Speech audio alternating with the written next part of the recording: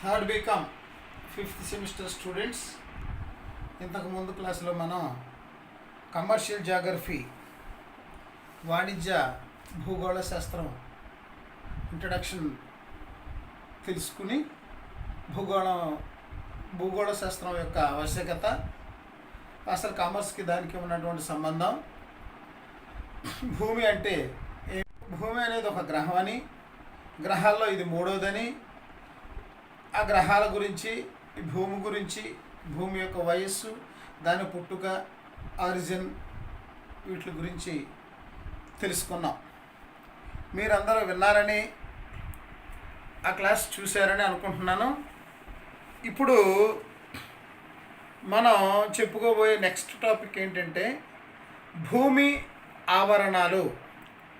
భూమి ఆవరణాలు అంటే realms of the earth. వీటిలన్నింటినీ ఆవరణాలు అని అంటారు. ఇందులో భూమి మీద ఉన్నటువంటి ఆవరణాల్లో ఏంటంటే మొట్టమొదటిది ఒకటి శిలావరణము, రెండోది జలావరణము, మూడోది వాతావరణము, నాలుగోది జీవావరణము. వన్స్ అగైన్ మళ్ళీ ఐఎమ్ గోయింగ్ టు రిపీట్. శిలావరణము, జలావరణము, వాతావరణము, జీవావరణం. శిలావరణాన్ని ఇంగ్లీష్లో లిథోస్పియర్ అంటారు, జలావరణాన్ని ఇంగ్లీష్లో హైడ్రోస్పియర్ అంటారు, వాతావరణాన్ని అట్మాస్ఫియర్ అంటారు, జీవావరణాన్ని బయోస్ఫియర్ అని అంటారు. ఈ ఆవరణాలు నాలుగింటి గురించి ఈవేళ మనం తెలుసుకోవాలి. మీకు నేను ఈ నాలుగింటి గురించి I am going to explain it. మొట్టమొదటిది శిలావరణము. శిలావరణం అంటే భూమితో ఘనీభవించిన పొర లేదా గట్టిగా ఉండేటటువంటి పై పొరని శిలావరణము అని అంటారు. ఈ శిలావరణం అనేది ఏ విధంగా ఏర్పడుతుంది అంటే అనేక రకరకాల కారణాల వలన ఈ శిలావరణం అనేది ఏర్పడుతుంది. మొట్టమొదటి కారణం ఏంటంటే శిలావరణం ఏర్పడడానికి భూమితో ఘనీభవించినటువంటి పొర, గట్టిగా ఉండే పై పొర ఏర్పడుతుంది. ఇందులో రాళ్ళు, ఇనుప ఖనిజాలు, మందంపాటి మట్టి ఇవన్నీ పొరలాగా ఉంటాయి. ఈ ఆవరణంలో అంటే ఈ శిలావరణాన్ని ఇంగ్లీష్లో లిథోస్పియర్ అంటారు అని విన్నాం. లిథో అంటే గ్రీకు భాషలో రాయి లేదా శిల అని అర్థం. గ్రీకు భాషలో లిథో అంటే రాయి లేక శిల అని అర్థం. అంచేత దీన్ని లిథోస్పియర్ అని పిలుస్తారు. అలాగే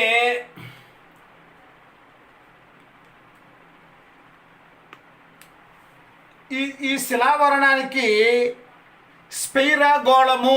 స్పైరాగోళము లేదా బంతి అనే అర్థం కూడా ఉంది. ఎందుకంటే ఈ పొర చదునుగా ఉండే ఉపరితలం కాదు కాబట్టి దీన్ని గోళము లేదా బంతి అనే అర్థంతో పిలుస్తారు. తర్వాత ఎత్తైన కొండలు, పీఠభూములు, మైదానాలు, లోయలు, నీటితో నిండినటువంటి అగాధాలు ఇవన్నీ ఈ శిలావరణము లేదా లిథోస్పియర్లో ఉన్నాయి. ఇందులో అనేక అంశాలు ఉన్నాయి. ఏంటి? గాలి దాని ప్రభావము, నీరు దాని ప్రభావము వలన ఈ శిలావరణము లేదా లిథోస్పియర్ వేరు వేరు ఆకారాల్లో ఉంటుంది. పై పొరలో కొంత భాగము దుమ్ము ఉండి దాని రూపంలో ఈ దుమ్ము ధూళి అని అంటారు. ఆ దుమ్ము ధూళి గాలిలో కలిసి ఉంటుంది. అంటే శిలలను ఇప్పుడు మనం ధ్వంసం చేసి బరైటీస్ అని, అలాగే బొగ్గు గనుల్ని, ఖనిజాలని, ఇనుము ఇలాంటి ఖనిజాలని మనం త్రవ్వి తీసుకుంటున్నాం. అంటే ఒక పలకాన్ని ఇంకొక పలకం నెట్టడం వలన కొండలు ఏర్పడతాయి, కొండలు గుట్టలుగా ఏర్పడతాయి. అయితే ఖండ ఫలకాలు జరిగేటప్పుడు ఈ ఖండాల అంచులలో ఉన్న శిల ద్రవం పైకి వచ్చి పర్వతాలు ఏర్పడతాయి. ఖండాల లోపల ఉండేటటువంటి ఘనం లాంటి పదార్థం ఒకటి బయటకు వచ్చి అది ఘనీభవించి పర్వతాలు ఏర్పడతాయి. హిమాలయాలు ప్రపంచంలో నూతన ముడత పర్వతాలు అని చెప్తూ ఉంటారు. అలాగే యురేషియా ఫలకాన్ని ఇండియా ఫలకం పక్కకు నెట్టడం వలన హిమాలయ పర్వతాలు ఏర్పడ్డాయని కూడా చరిత్రకారులు చెప్తారు. కాబట్టి సముద్ర జీవిత శిలాజాలు నూతనంగా ఏర్పడినటువంటి హిమాలయాల్లోనే ఉన్నాయి. అయితే ఈ శిలల్లోని అంతర్భాగం అంటే బయటి భాగం కన్నా లోపల ఉన్న ఇంటర్నల్ భాగం చాలా కఠినంగా ఉంటుంది అని అంటారు. ఆ ఉండడానికి గల కారణాలు ఏంటంటే రాళ్ళు వేడెక్కినప్పుడు వ్యాకోచిస్తూ చల్లబడినప్పుడు సంకోచిస్తాయి. అలాగే ప్రతి పగలు రాత్రి వేసవి శీతాకాలాల్లో కూడా సంకోచాలు జరుగుతూ ఉంటాయి. ఇది సంవత్సరాల తరబడి జరుగుతూ ఉంటుంది. పైన ఉన్న రాళ్ళు సంకోచించి వ్యాకోచించి తిరిగి సంకోచిస్తూ ఉండడం వలన అవి పెళుసుగా మారి ముక్కలు ముక్కలుగా తయారవుతూ ఉంటాయి. నీళ్ళు గాలిలో ఉండే తేమ కూడా ఈ పై పొర కరిగిపోవడానికి దోహదం చేస్తూ ఉంటుంది. అంచేత పైభాగం కొంత పెలుసుగా ఉండి ముక్కలుగా ఉండి లోపల అంతర్భాగం మాత్రం చాలా గట్టిగా ఉండడానికి అవకాశాలు ఎక్కువగా ఉన్నాయి. అయితే రాళ్ళు శిలలు చాలా గట్టిగా ఉన్న ప్రాంతాలలో నది తన పరివాహక మార్గాన్ని సన్నటి లోతైన లోయలుగా కోసుకుంటూ పోతుంది. దాని అంచులు నిటారుగా ఉంటాయి. వాటినే గాడ్జెస్ అని అంటారు. ఇవి కోతకు గురి కావటం వలన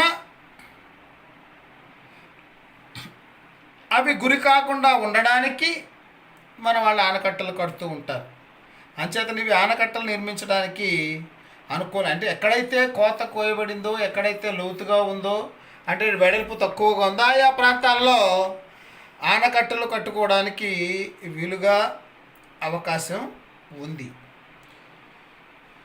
సూర్యకిరణాలకి శిలావరణం వేరెక్కిన తరువాత చల్లబడి అది గాలిని నీటిని ప్రభావితం చేస్తుంది.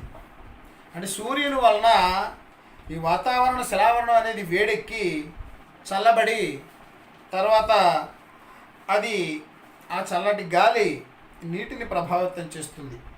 అనేక రకాలైనటువంటి జీవరాశులు ఈ భూగోళం మీద నివసిస్తున్నాయి. అంటే ఈ గట్టి పొరల్లో ఉండేటటువంటి రాళ్ళు, మట్టి, ఇతర వస్తువులు వీటిలన్నింటిని ఉపయోగించుకుని భూమి మీద జీవరాశులు ఉండడానికి అవకాశం ఏర్పడుతూ ఉంటుంది. ఇది శిలావరణానికి సంబంధించిన వివరణ. శిలావరణానికి సంబంధించిన వివరణ అంటే శిలావరణంలో రాళ్ళు ఉంటాయి, పైపొర కొంచెం పెలుసుగా ఉంటుంది, అంతర్భాగం గట్టిగా ఉంటుంది. ఇది ఎందువలన జరుగుతుందంటే రాత్రి పగల వలన అవి వేడెక్కడం వలన, చల్లబడ్డం వలన సంకోచ వ్యాకోచాలు జరిగి పైభాగం ఒక రకంగా ఉంటుంది, లోపల భాగం ఒక రకంగా ఉంటుంది. పైభాగం కొంత పెలుసుగా ఉంది కాబట్టి ఇక్కడ ఇందులో ఈ వాతావరణంలో ఉండేటటువంటి గాలి ఇతరితర కారణాల వల్ల అనేక రకాలైనటువంటి జీవులు ఈ భూమి మీద ఉండడానికి అవకాశం ఏర్పడింది. ఇక రెండోది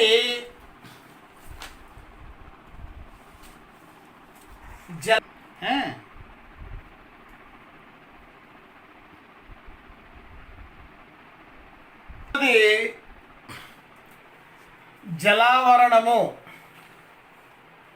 హైడ్రోస్పియర్. ఈ హైడ్రోస్పియర్ అండ్ జలావరణము నీరు. ఈ నీరు అనేది కేవలం భూమి మీద మాత్రమే ఉంది. అంచేతనే దీన్ని నీటి గ్రహం అని కూడా అంటారు. మిగతా ఏ గ్రహం మీద అయినా సరే నీరు లేదు. భూమి యొక్క జలావరణం ఎక్కువ భాగం సముద్రంలో ఉంది. ఇది అన్ని నీటి ప్రదేశాలని కలుపుతుంది. అంటే ఉదాహరణకి సముద్రాలు, నదులు, కాలువలు, నీటి ఇవన్నీ కూడా కాలువలు ఇవన్నీ.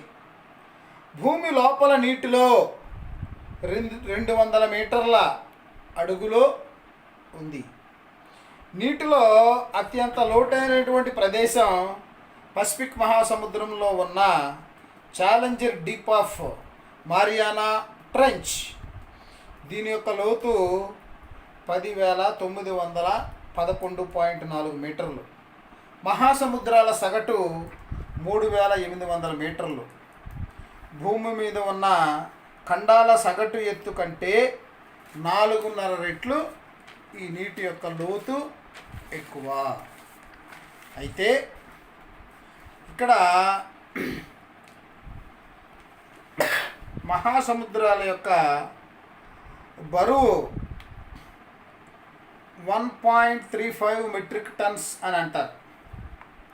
ఇది మొత్తం యొక్క భూమి యొక్క బరువులో 1.440 1/44,000 వంతు అని. మహాసముద్రాల యొక్క పరిమాణం 1,386 కిలోమీటర్లు.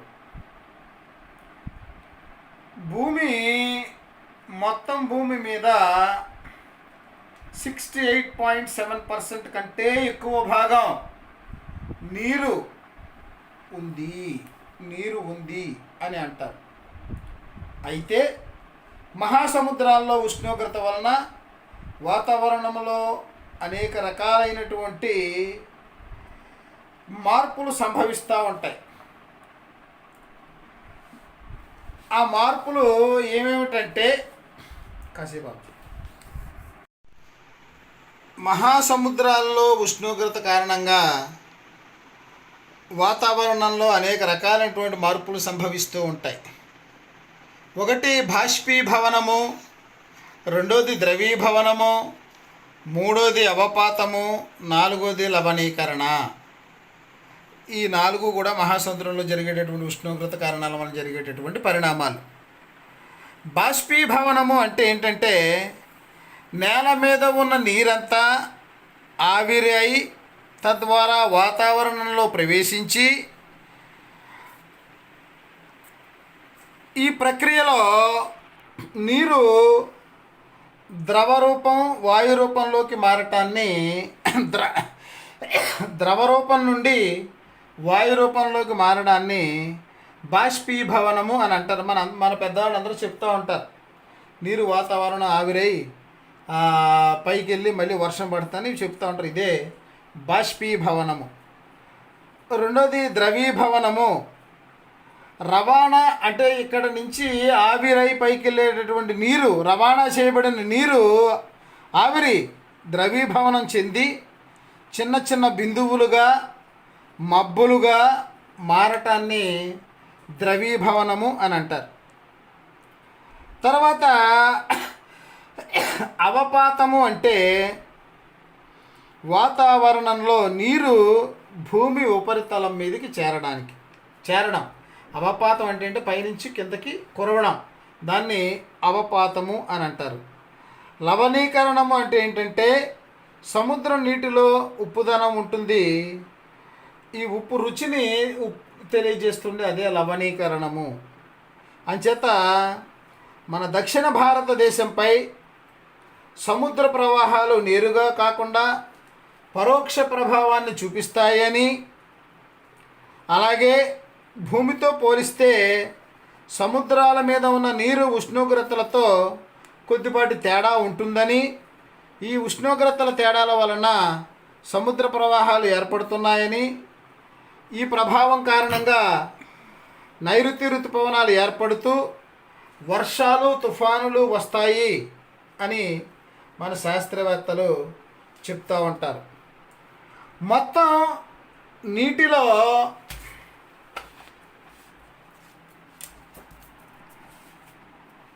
భూమి మీద గల నీరు, ఆ నీటి వనరుల యొక్క వివరాలు చూసినట్లయితే మహాసముద్రాలు 97.25, ధ్రువ మంచు ప్రాంతాలు 2.05, భూగర్భ జల వనరులు 0.68, సరస్సులు 0.01, నేలలో తేమ 0.005, వాతావరణము 0.001, నదులు 0.0001, జీవావరణము 0.00004.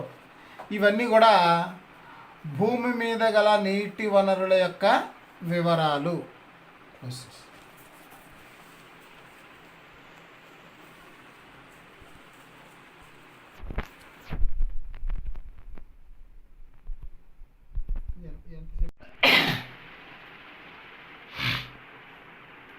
మూడవది వాతావరణము అంటే అట్మాస్ఫియర్.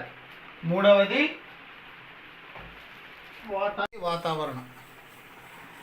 అట్మాస్ఫియర్ మనం నివసించే వాతావరణం గురించి ఇప్పుడు చెప్పుకోబోతా ఉన్నాం. భూమి మీద ఉన్న వాతావరణము 101.325 కిలోపాస్కల్స్ ఒత్తిడితో 8.5 కిలోమీటర్ల ఎత్తు వరకు ఉంటుంది. ఈ వాతావరణంలో 78% నత్రజని, 21% ప్రాణవాయువు, ఇంకా చిన్న చిన్న మోతాదుల్లో ఆవిరి, కార్బన్ డయాక్సైడ్, ఇతర వాయువులు ఉన్నాయి. కనుక ఎందుకు కనబడలేదు కదా. ట్రోపోస్ఫియర్ యొక్క ధృవాల దగ్గర 8 కిలోమీటర్లు,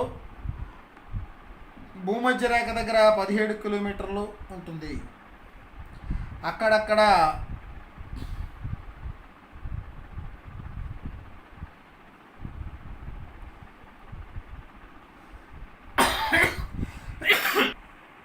మార్పు ఉంటుంది.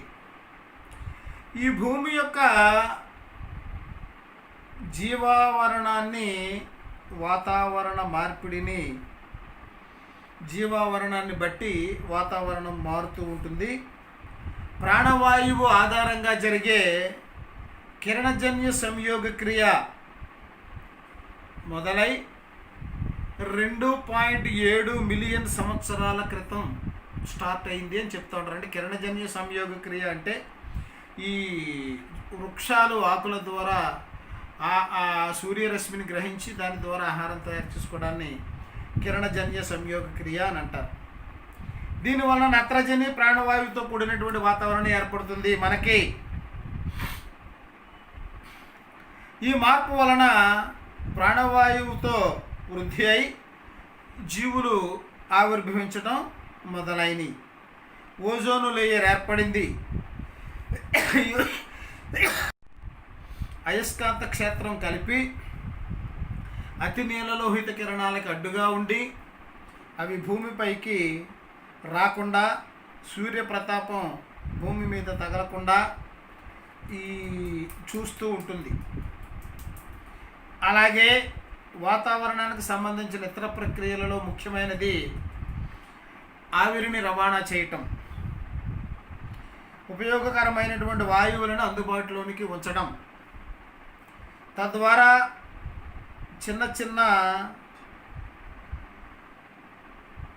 ఉల్కలు భూమిని తాకకముందే వాతావరణంలో మండిపోవడం, ఉష్ణోగ్రతను తగుమాత్రంగా ఉంచడం, ఇవన్నీ కూడా జరిగేటటువంటి భూమి మీద వాతావరణంలో జరిగేటటువంటి ప్రక్రియలు.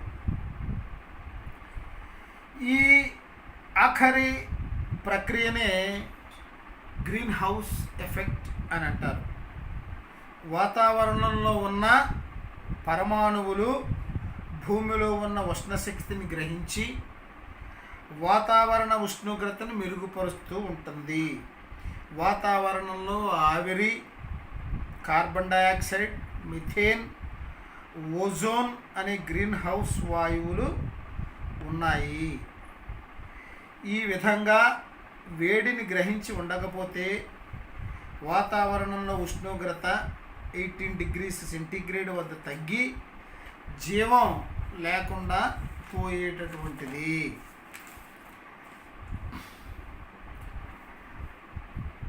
సాంద్రత, ఉష్ణోగ్రతలు ఆధారంగా వాతావరణాన్ని వివిధ పొరలుగా విభజించవచ్చు. Troposphere, stratosphere, mesosphere, thermosphere, exosphere, ఇవన్నీ కూడా వాతావరణంలో ఉండేటటువంటి వివిధ రకాలైన పొరలు.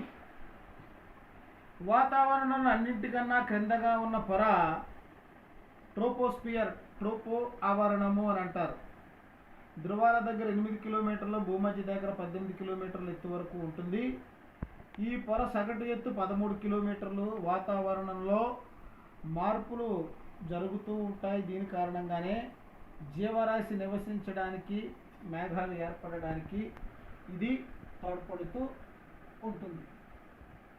అలాగే స్ట్రాటోస్పియర్, ఇది 50 కిలోమీటర్ల ఎత్తు వరకు ఉంటుంది. జెట్ విమానాలు ఎగరడానికి పొర చాలా అనువుగా ఉంటుంది.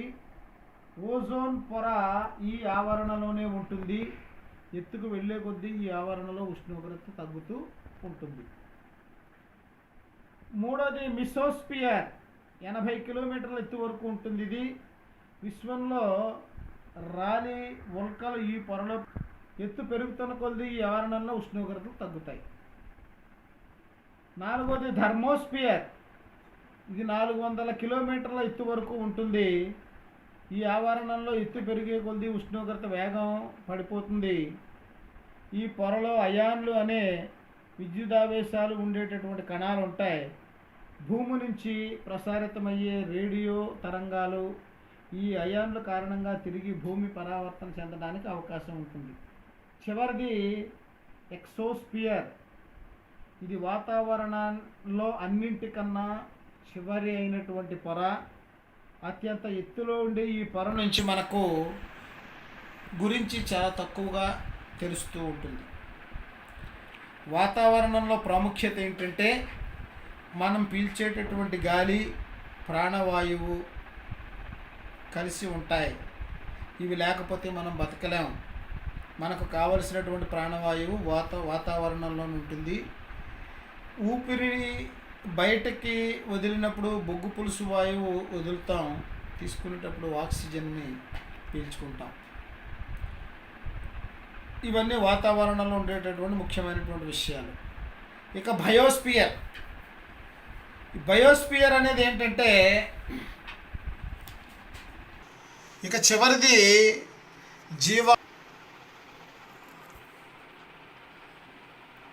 ఈ భూమి యొక్క ఈ జీవావరణంలో భూమి యొక్క వాడకము, ప్రకృతి వైపరీత్యాలు మొదలైనవన్నీ ఇందులో తెలుసుకుందాం.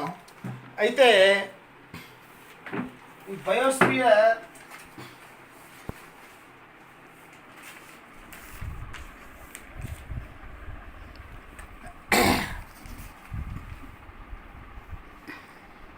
భూమి మీద ఉన్నటువంటి జీవరాశులన్నింటినీ కలిసి బయోస్ఫియర్ అని అంటారు. 3.5 బిలియన్ సంవత్సరాల క్రితం ఈ జీవావరణము బయోస్ఫియర్ అనేది మొదలైంది. విశ్వంలో భూమి ఒక్కటే ప్రాణి జీవించడానికి అనుకూలమైనటువంటి వాతావరణం కలిగి ఉంది అని కొంతమంది శాస్త్రవేత్తలు నమ్ముతారు. ఈ బయోస్ఫియర్ అనేది చాలా వివిధ రకాలుగా విభజించడం జరుగుతూ ఉంటుంది. ఈ వేళకి ఇంతవరకు చాలు. ఈ ఆవరణాలు 4 గురించి ఒకసారి మరీ కూలంకషంగా మీరు ఇక్కడ వినండి. ఇంటికి వెళ్ళిన తర్వాత మీరు చదవండి. తర్వాత నెక్స్ట్ మళ్ళీ కలిసినప్పుడు వేరే టాపిక్ మీద మనం డిస్కస్ చేద్దాం. ఇవాళకి ఇది చాలు. Thank you one and all. ఒక 20 నిమిషాలు